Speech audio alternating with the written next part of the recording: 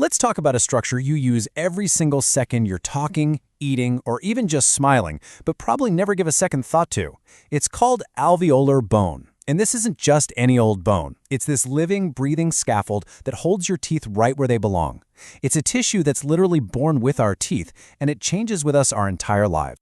So here's our game plan. We're going to follow the entire life story of this incredible tissue.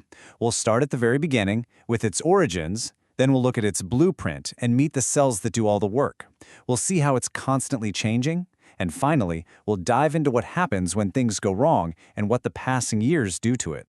To really get a grip on what something is, you've got to see where it comes from. So let's rewind all the way back to the very beginning of its development.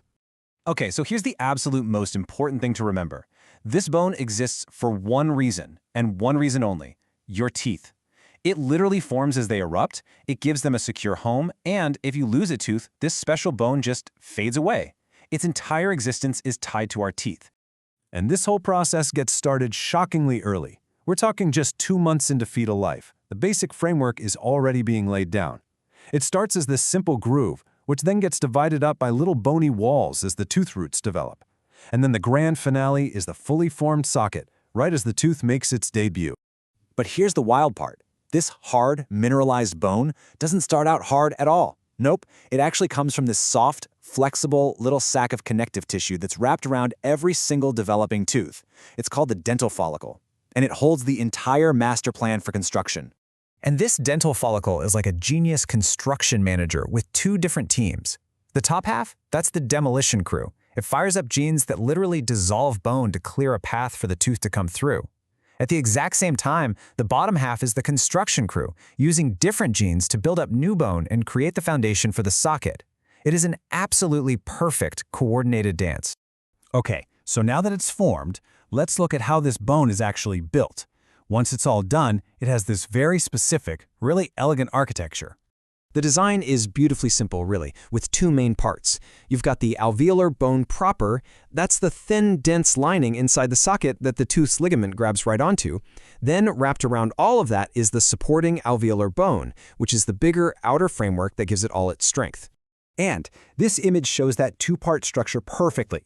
See that dense inner lining hugging the tooth root? That's the lamina dura. Then outside of that, you have all that spongy, web-like bone, and the whole thing is encased in a final, solid layer of compact bone. It's a design that's built for both strength and a little bit of give. What's really cool is that the bone isn't the same everywhere. It's custom built for the job it has to do. So down in your lower jaw, the mandible, where you get all those heavy chewing forces, the outer bone is way thicker and denser. The spongy bone inside even has this stronger, ladder-like pattern. Your upper jaw, the maxilla, well, it's just not under the same stress, so it's a bit lighter. So where does all this strength come from? Well, it's about 65% inorganic stuff, mostly these hard crystals called hydroxyapatite that give it that rigidity. The other 35% is organic, mostly flexible type 1 collagen, which is what keeps the bone from being super brittle. It's a perfect composite material. All right, we've seen the blueprint, but a blueprint is just a piece of paper without a workforce, right? So now, let's meet the amazing cells that build, maintain, and are constantly remodeling this whole structure. The best way to think about this is like a construction site that never, ever shuts down. You've got 4 specialized crews. First are the osteoblasts. They're your builders. Then you have osteocytes, which are basically retired builders that get trapped in the bone and become the command and control network. Then you have the osteoclasts. That's your demolition crew. And finally, you've got the osteoprogenitor cells. They're the reserves, just waiting to be called up to become new builders.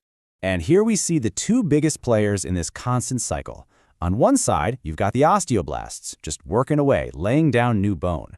On the other side are the osteoclasts, these huge cells that have this unique ruffled border to create more surface area so they can dissolve old bone. A healthy mouth is all about the perfect balance between these 2. And of course, none of this would work without a serious supply line. Bone is not some dead, inert material. It is buzzing with activity. It's fed by this incredible network of blood vessels, nerves, and lymphatics that sneak through tiny channels, keeping the whole cellular workforce fed, online, and able to feel what's going on. Now, this workforce isn't just for routine maintenance. It's what allows the bone to completely adapt and change based on the forces it feels. And there is no better example of this than orthodontics. This is the biological magic that explains how braces actually work. When you put pressure on a tooth, the ligament on one side gets squeezed. That's the signal for the demolition crew, the osteoclasts, to come in and clear out some bone. On the total opposite side, the ligament gets stretched, and that tells the construction crew, the osteoblasts, to build new bone. The tooth literally moves into a socket that is being rebuilt for it in real time. It's amazing. And this quote just nails it, doesn't it? Alveolar bone isn't some static piece of your skull. It is constantly listening, constantly responding to everything from the gentle push of braces to the powerful forces of you chewing your lunch. But this beautifully balanced system is also pretty vulnerable. So what happens when it gets thrown off by disease, trauma, or other problems? While sometimes you can get these structural defects, a fenestration is like a little window where a patch of bone is just missing over the tooth's root. A dehiscence is more serious. It's a cleft that goes all the way down to the edge of the bone. Both of these can leave the tooth's root exposed and in a really vulnerable spot. And check this out. The bone reacts differently to different kinds of trouble. When you have periodontitis, that chronic inflammation makes the bone just dissolve and retreat. If you have excessive bite forces, the bone can actually build itself up. It's called buttressing, to try and reinforce itself against the stress. And if a tooth is pulled, the bone goes through this remarkable step-by-step healing process to fill in the socket. All right, last but not least, what about the simple passage of time? Let's take a look at how aging itself impacts the health and the structure of our alveolar bone. Yeah, this comparison is pretty dramatic. When we're young, the bone is dense, the walls of the socket are smooth, and it's full of that rich red bone marrow that makes blood cells. But as we age, the bone can become more porous, more osteoporotic. The socket walls get all jagged and scalloped, and a lot of that healthy red marrow gets replaced by fatty jello marrow. So all of this brings us to one final, really powerful thought. We've seen just how incredibly responsive this bone is, how it has this built-in ability to remodel and heal itself. And that leaves us with this huge, exciting question for the future.